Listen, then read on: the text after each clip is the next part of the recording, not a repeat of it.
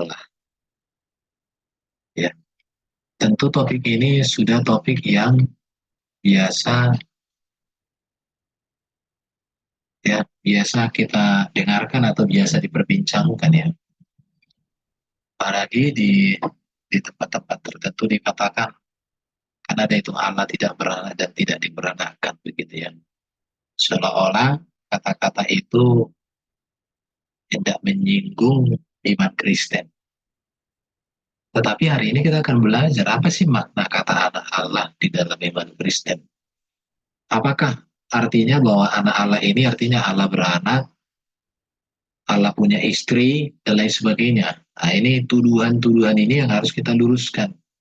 Supaya orang-orang yang menuduh itu bukan orang apa, menjadi orang yang cerdas. Supaya jangan berbicara asbun ya. Yang berikut harus kita pahami ini adalah siapa Yesus, tentu kan? Untuk mengenal Yesus ini ada beberapa hal yang harus diketahui juga, ini penting. Yang pertama, prainkarnasi. Artinya sebelum Yesus menjadi manusia, siapakah Yesus ini? Ya, kalau kita membaca Yohanes 17, ya, Yohanes 17, di situ dikatakan ayat 5 bahwa Yesus itu mengatakan, aku sudah ada sebelum dunia ada.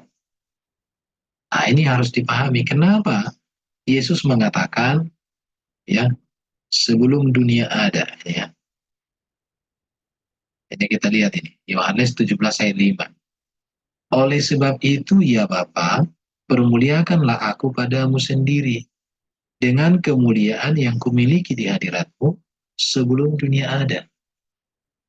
Kemudian ayat 24-nya, ya Bapa, aku mau supaya di mana aku berada, mereka juga berada. Ya, mereka juga berada bersama-sama dengan aku. Mereka yang telah Engkau berikan kepadaku, agar mereka memandang kemuliaanku yang telah Engkau berikan kepadaku, sebab Engkau telah mengasihi aku sebelum dunia ada.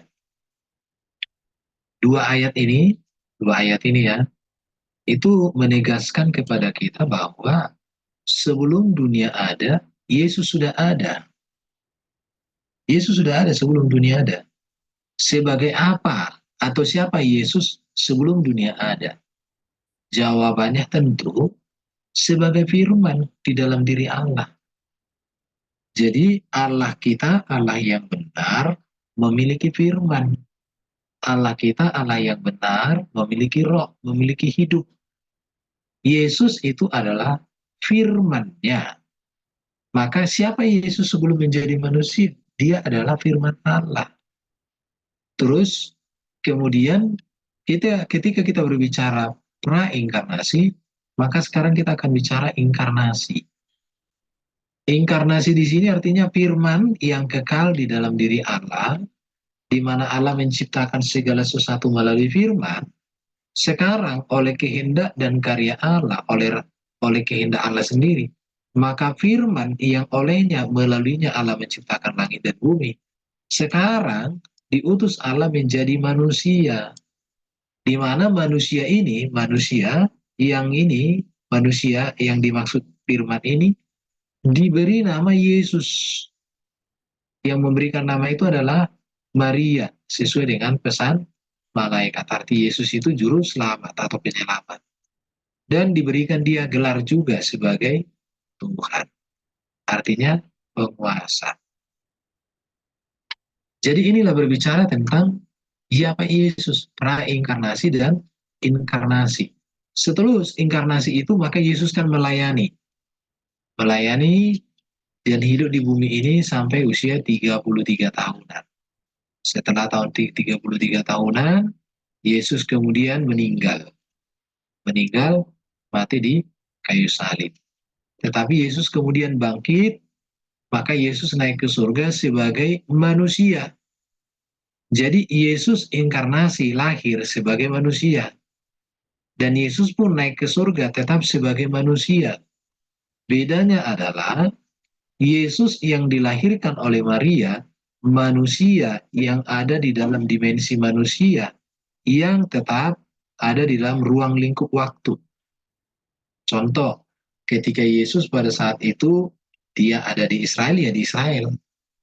Tetapi setelah Yesus mulia naik ke surga, maka Yesus itu tetap manusia, namun kodrat tubuh kemuliaan. Artinya apa? Tubuh yang tidak terbatas oleh ruang dan waktu. Gitu ya. Tidak lagi terbatas dengan hal-hal duniawi, tidak terikat. Jadi Yesus sekarang ini di surga dengan tubuh yang mulia, tubuh kemuliaan. Dan di sanalah Yesus sedang menyediakan surga buat kita. Di mana tertulis Yohanes 14 ayat 1 sampai 3. Dikatakan Yesus, janganlah gelisah hatimu, percayalah kepada Allah, percayalah juga kepadaku. Di rumah Bapakku banyak tempat tinggal. Jika tidak demikian, aku tentu mengatakannya kepadamu.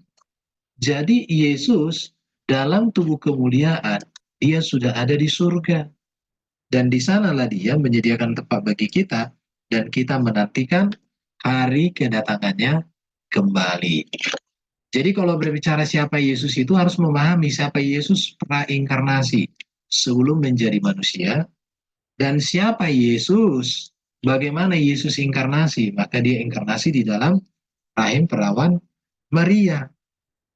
Itu yang harus dipahami, dia inkarnasi di dalam rahim perawan Maria.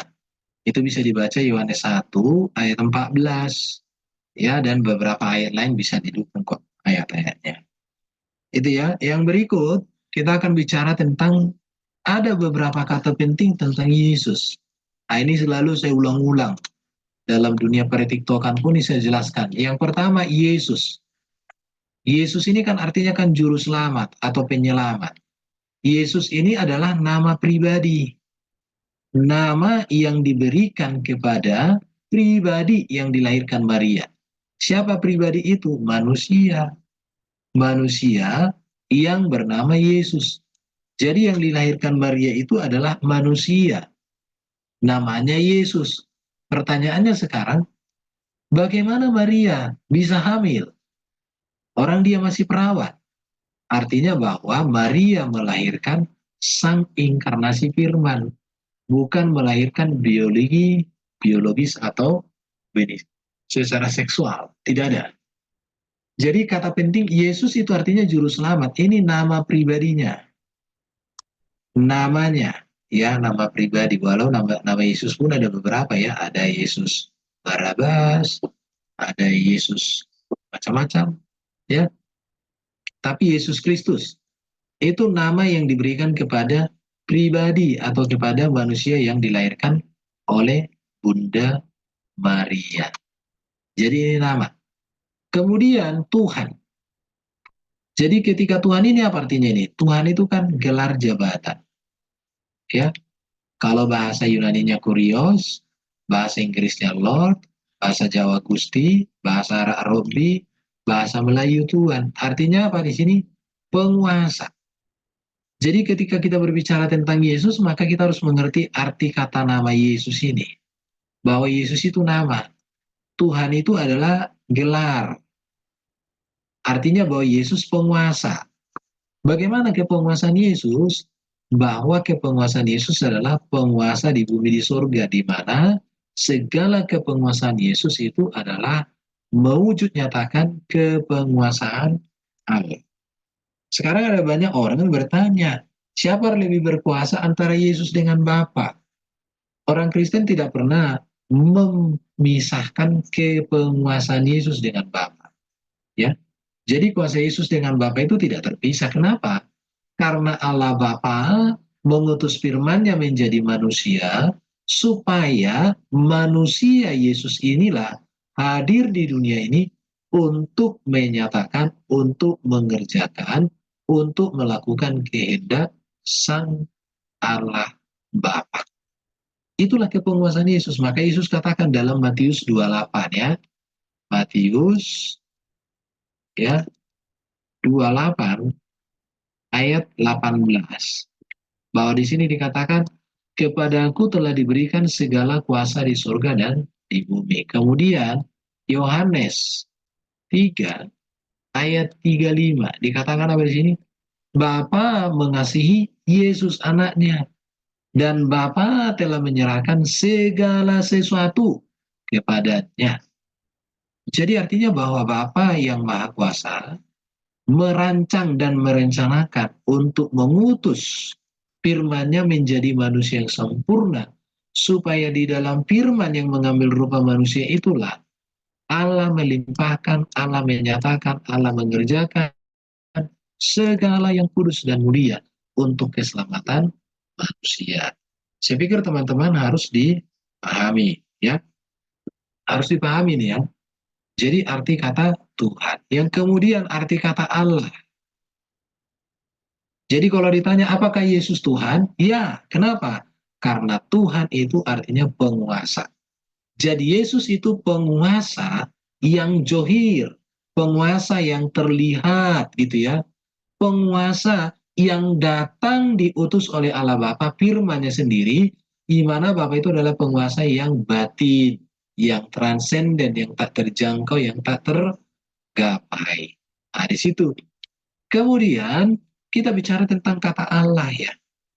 Allah ini ketika ditanya apakah Yesus Allah? Kalau ada orang Kristen mengatakan Yesus Allah, itu menunjuk bahwa Yesus itu adalah firman Allah. Jadi kenapa Yesus disebut Allah? Karena dia firman Allah. Contoh ya, contoh saya. Pikiran saya itu di dalam diri saya.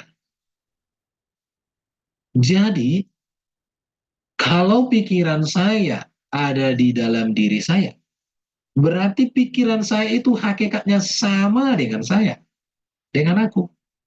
Pasti. Kalau orang nggak paham bahwa pikirannya hakikatnya sama dengan dirinya, berarti itu orang yang lupa diri, lupa ingatan, itu ya. Jadi kalau dikatakan apakah Yesus Allah, artinya betul dia Allah dalam konteks bahwa dia adalah firman Allah, ya. Jadi firman Allah ya Allah, firman Allah ya Allah itu. Begitu ya. Kemudian kita akan berbicara tentang Yesus manusia. Nah, nanti akan ke depan kita jelasin ya. Apa artinya Yesus Tuhan, Yesus anak Allah, Yesus manusia, akan kita bahas nanti detail. Hari ini kita fokus nanti kepada Yesus anak Allah, data-datanya ya. Yesus itu apakah manusia? Betul. Di mana hakikat kemanusiaan Yesus yang dikandung dan dilahirkan oleh Maria. Dibesarkan. Ya, makanya dikatakan di dalam Lukas, Yesus bertambah besar, bertambah hikmatnya, makin dikasihi Allah dan manusia. Tapi kalau Yohanes nggak bisa jelaskan itu, kenapa? Masa Allah Bapa bertambah besar, bertambah hikmat, ada-ada aja ya kan? Gak mungkin lah Allah Bapa bertambah hikmat. Yang bertambah hikmat itu adalah kemanusiaan dari Sang Firman. Karena memang Firman itu benar-benar mengambil rupa manusia yang sempurna. Ya, itu yang berikut. Sekarang kita masuk kepada topik kita. Yesus anak Allah. Bagaimana mungkin Allah memiliki anak?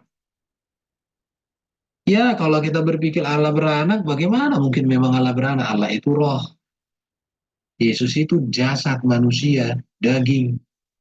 Masa Allah yang roh bisa menjadi berjasa? Nah, beda lagi ceritanya. Oke. Namun harus dipahami ya, kata anak tidaklah senantiasa memiliki makna biologis. Perhatikan itu. Jadi kata anak Allah tidak selalu dimaknai dalam pengertian biologis, ya. Tetapi kata anak Allah di sini merupakan sebutan atau makna teologis ya. Sehingga ketika dikatakan anak Allah tidak senantiasa kata anak itu memiliki makna biologis. Bisa kita lihat contoh ya, contoh beberapa ya. Yang pertama dikatakan anak bangsa. Apakah anak bangsa artinya bangsa beranak? Anak Medan, awak ini anak Medan ini awak. Apakah artinya anak Medan berarti Medan beranak? Kemudian anak-anak gunung Krakatau. Apakah artinya anak gunung itu berarti gunung itu beranak, hamil, dibuat oleh seseorang? Tidak. Kemudian ada juga anak tangga. Apakah tangga bisa melahirkan? Kok ada anak tangga, ya kan? Kemudian anak dayung, sejak kapan dayung beranak? Jadi harus dipahami. Orang Kristen tidak pernah memahami anak Allah, artinya Allah beranak seperti tuduhan orang-orang yang kurang vitamin.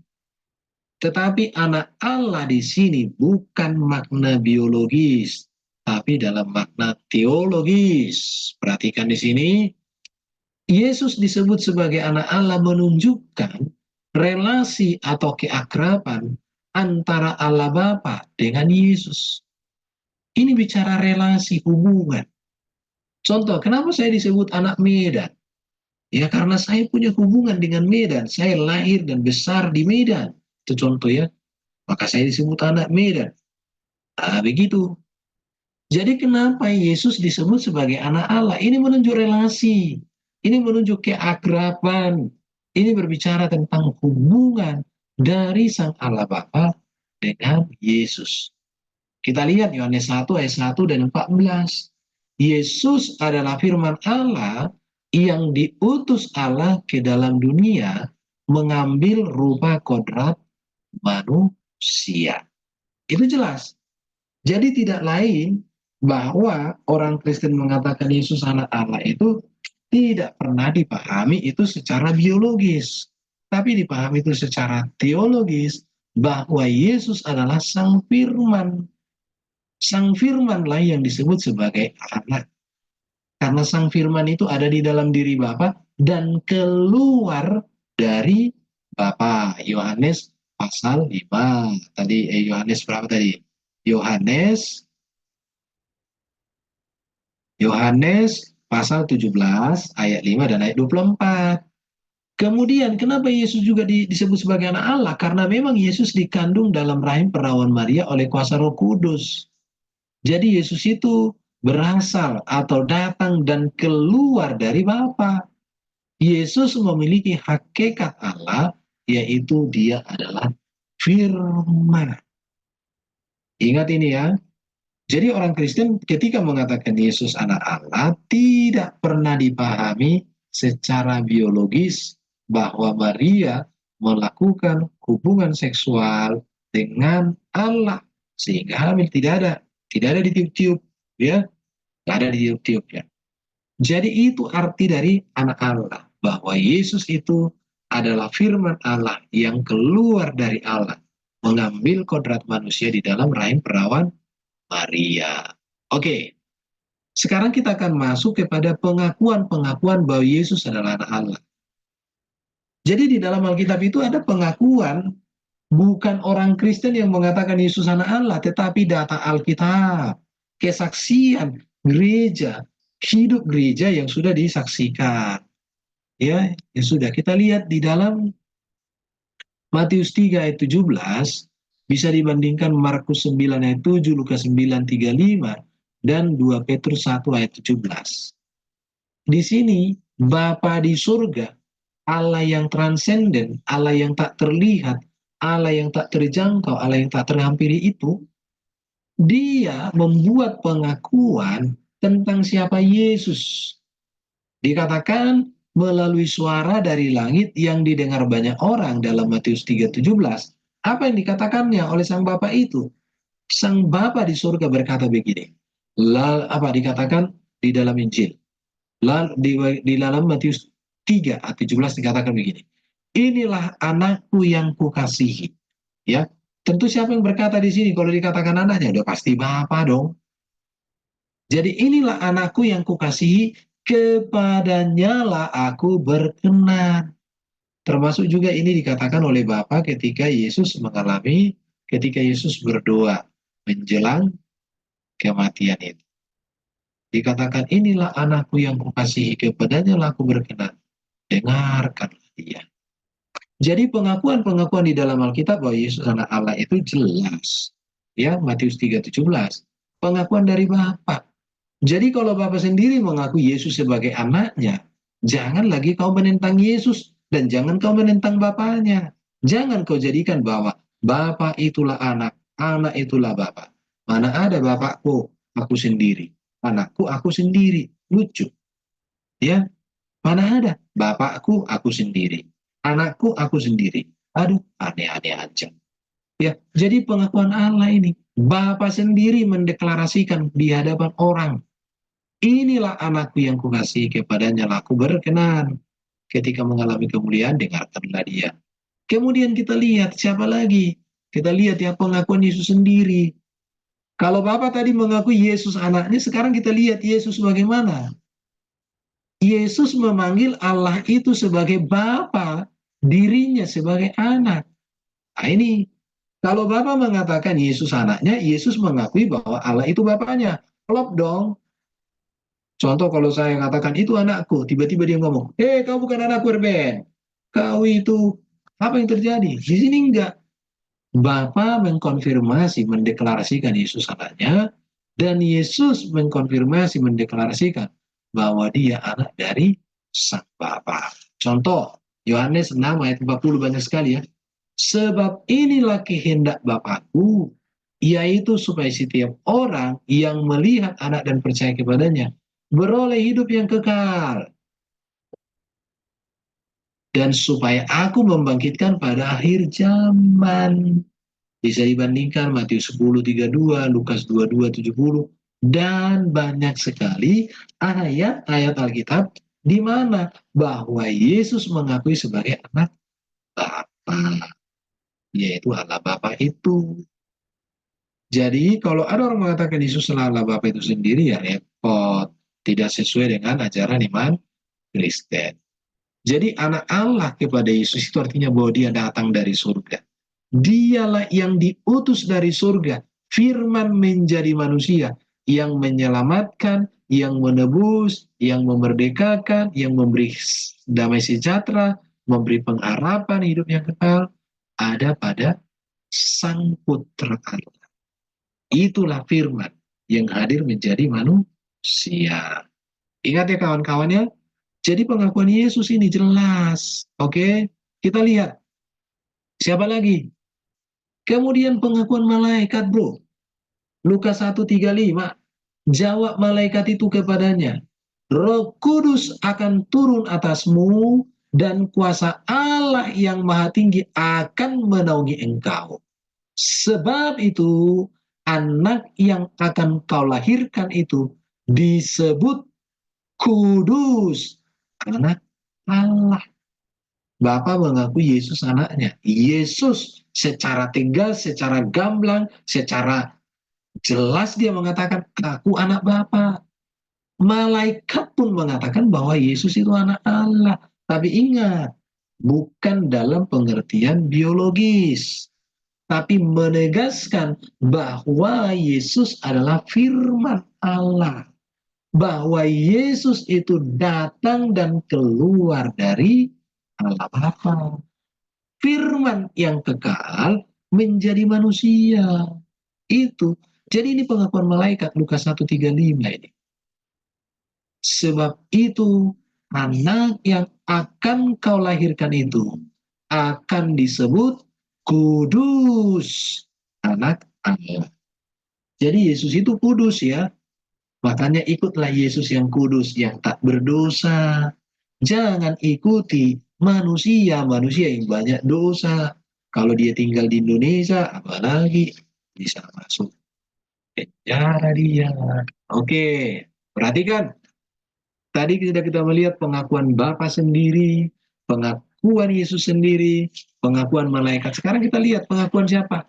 Pengakuan Yohanes Pembaptis. Siapa Yohanes Pembaptis ini?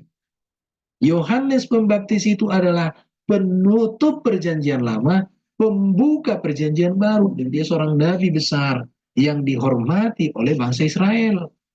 Apa yang dikatakan oleh Yohanes tentang Yesus?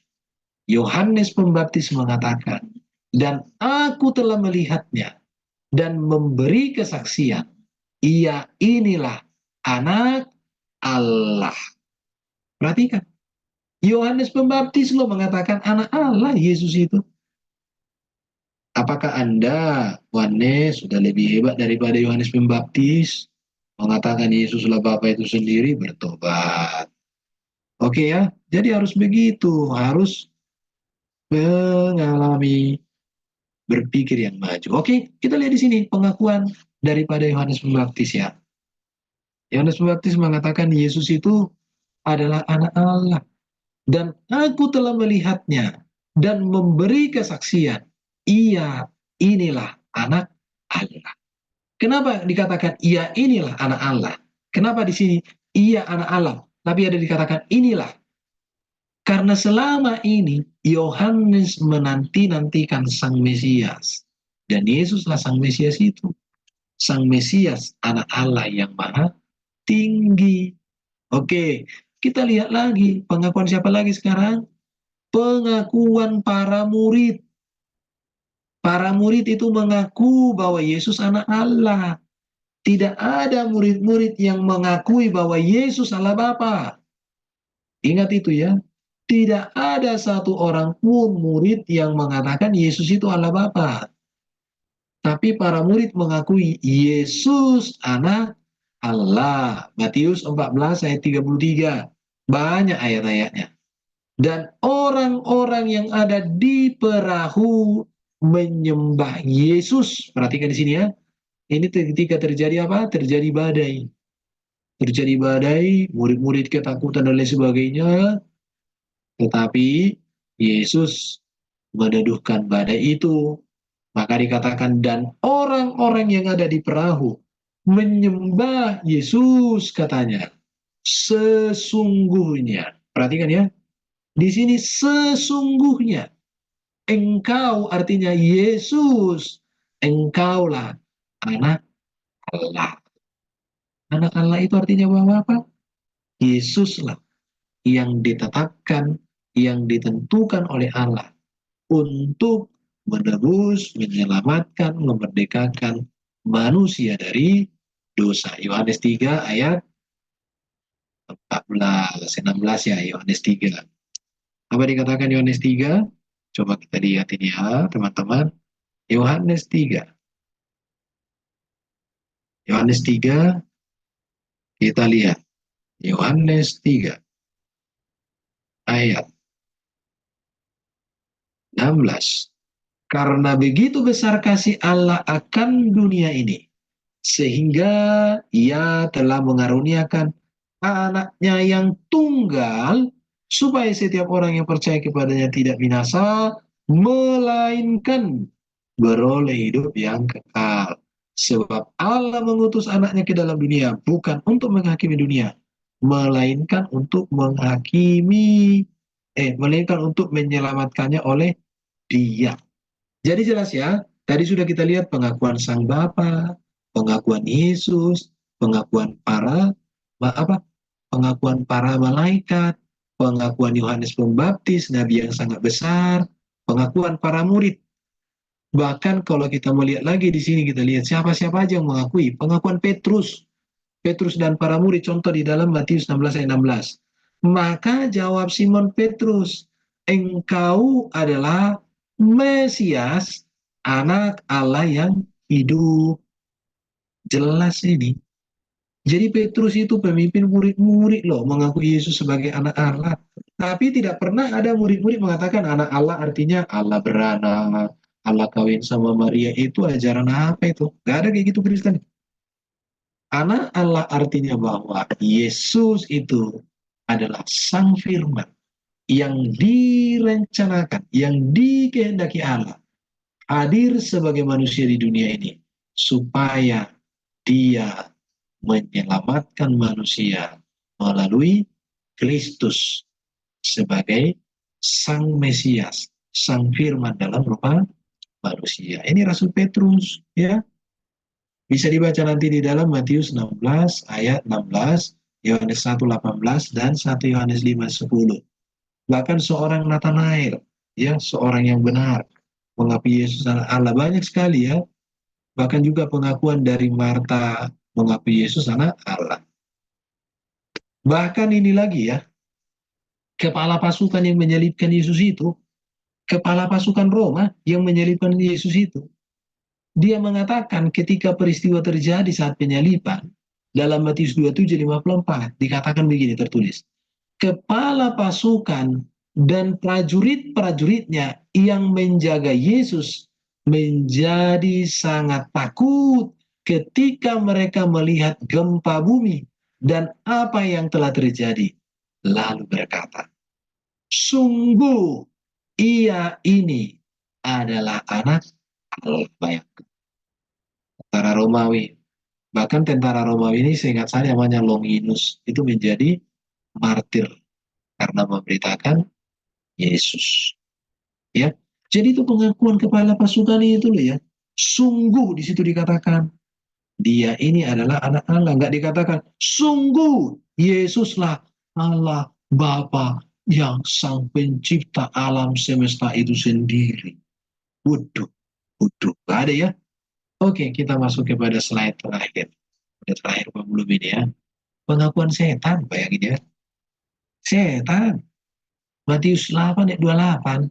Dan mereka itu pun berteriak-teriak, ketakutan, kegelisahan, dan berkata, apa urusanmu dengan kami, hai anak Allah? Iblis tahu, setan tahu Yesus anak Allah. Tapi mereka ketakutan. Jadi kalau ada orang ketakutan mendengar nama Yesus, berarti sedang dirasuk oleh setan. Itu. Adakah engkau kemari untuk menyiksa kami sebelum waktunya? Itu Matius 8 ayat 29. Jadi ini setan sendiri pun mengaku Yesus sebagai Allah. Tapi bedanya setan tidak bertobat, setan ketakutan, setan gemetar. Kenapa? Karena dia tahu bahwa Yesuslah yang akan membinasakan dia di neraka. Itu teman-temannya. Kesimpulannya ya. Yesus anak Allah tidak pernah bermakna Allah beranak. Tidak pernah bermakna secara biologis. Tidak pernah dimaknai bahwa Allah kawin dengan Bunda Maria dan melahirkan Yesus. Itu ajaran kolok-kolok. Gak ada kayak gitu ya. Yesus disebut sebagai anak Allah menunjukkan relasi Yesus dengan Sang Allah Bapa itu. Dan sekaligus menunjukkan bahwa Yesus datang, Yesus berasal, Yesus keluar dari Sang Bapa. Jadi Yesus adalah firman-Nya yang diutus ke dunia menjadi manusia. Ia dikandung dalam rahim perawan Maria oleh kuasa Roh Kudus. Yesus berasal dari hakikat Allah, berasal dari surga. Yesus tidak diciptakan, tetapi firman yang kekal, yang ada dan terus ada dalam dirinya, yang diutusnya ke dunia sebagai manusia yang mulia dan sempurna. Yesus anak Allah artinya Yesus memiliki hakikat Allah. Ia adalah firman Allah yang maha kuasa, yang mengambil kodrat manusia. Yesus berkuasa atas kerajaan Allah sebab Allah telah memberikannya kepada Yesus sebagai anak tunggal. Jadi jelas ya, supaya jangan bingung ketika berkata tentang Yesus anak. Oke teman-teman yang ada di room, ada mau ditanya monggo.